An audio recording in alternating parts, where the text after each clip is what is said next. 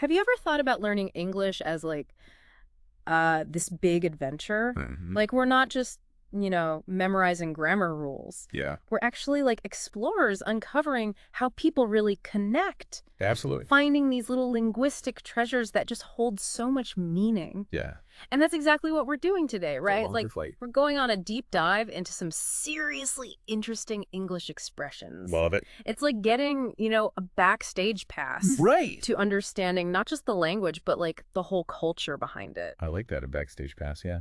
So think of this deep dive as our mission to like really get to grips with 4 distinct English expressions. Okay, 4. Yeah, we want to dissect them, figure out what they mean, Yeah. trace their roots, and most importantly, like how you can use them. Right. Get them into your own vocabulary. Exactly, because these aren't your typical vocabulary-less words. No. We're talking about expressions with personality. Mm-hmm.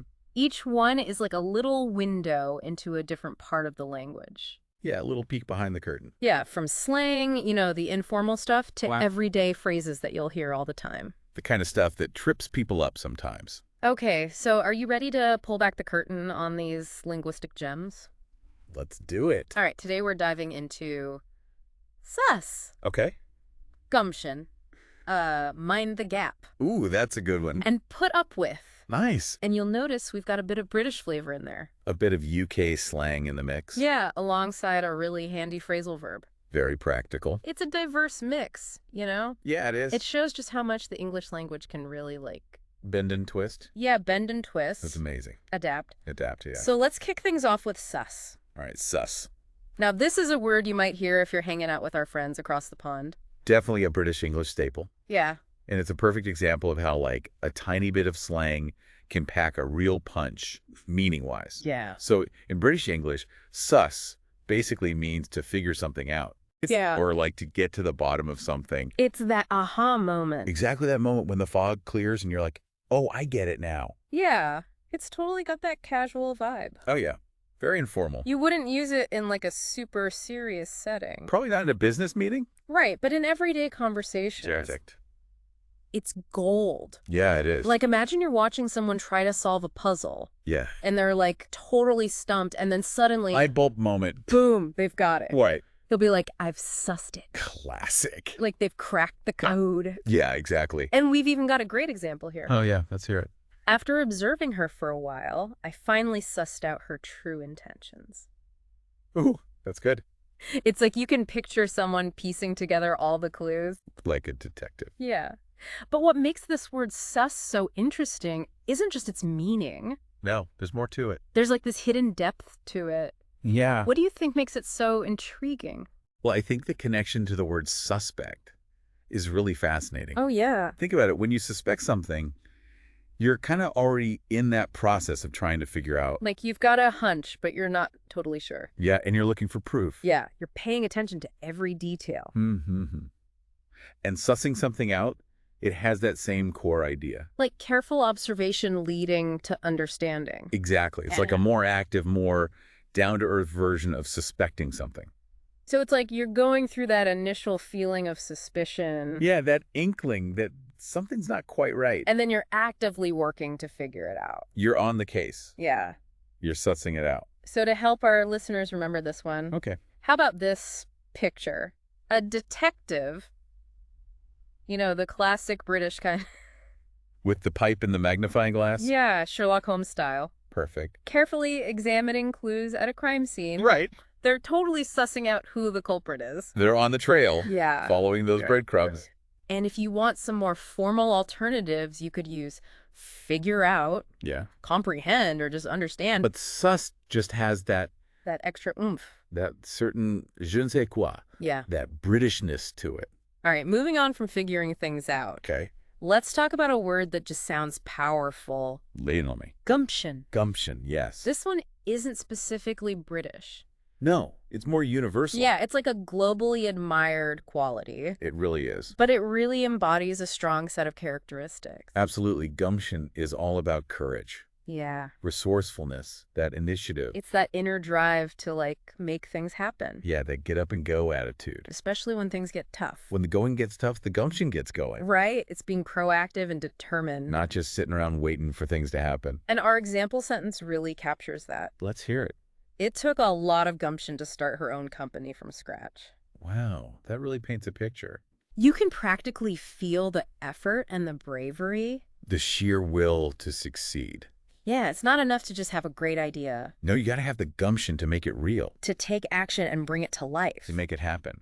Now I'm curious about the history of gumption. Ooh, good question. Does it have any interesting origins?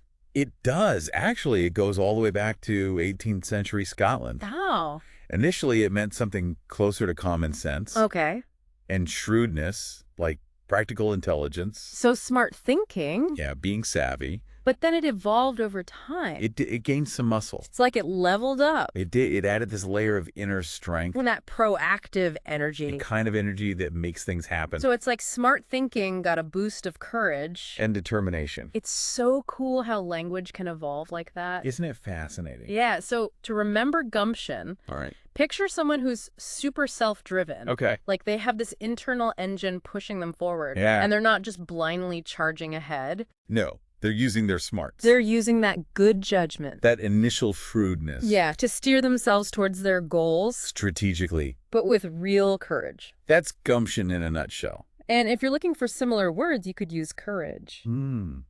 Initiative, Yeah. resourcefulness, or determination. Good options. But gumption, it just blends all of those together. It's the whole package. It's the special sauce. The secret ingredient.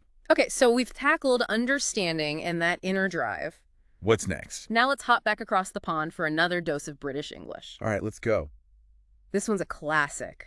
Hit me with it. Mind the gap. Mind the gap.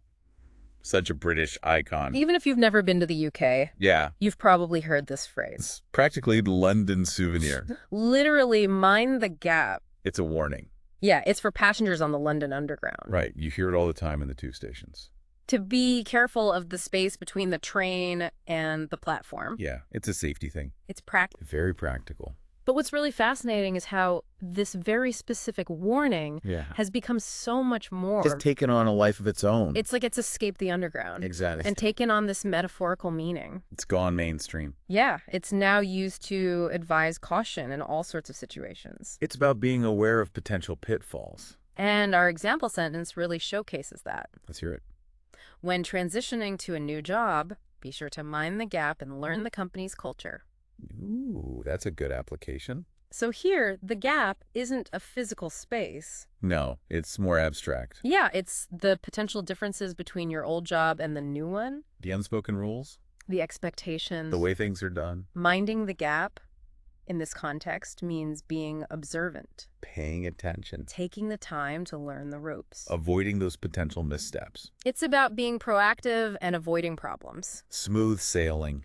It's so interesting how language can take on these new meanings. Yeah, like a chameleon. It adapts. It blends in. And Mind the Gap has a pretty cool backstory, doesn't it? It does. It was first introduced in the late 1960s.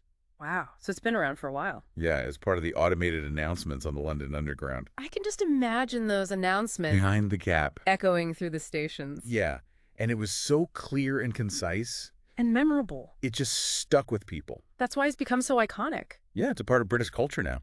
So to help you remember it, Okay. picture yourself on a busy underground platform. Okay, I'm there. You see the yellow line marking the edge, Got it. and you hear that voice Loud and clear. saying, mind the gap. I can practically hear it. It's a powerful image. Yeah. And if you're looking for synonyms, you could use be cautious, Mm-hmm.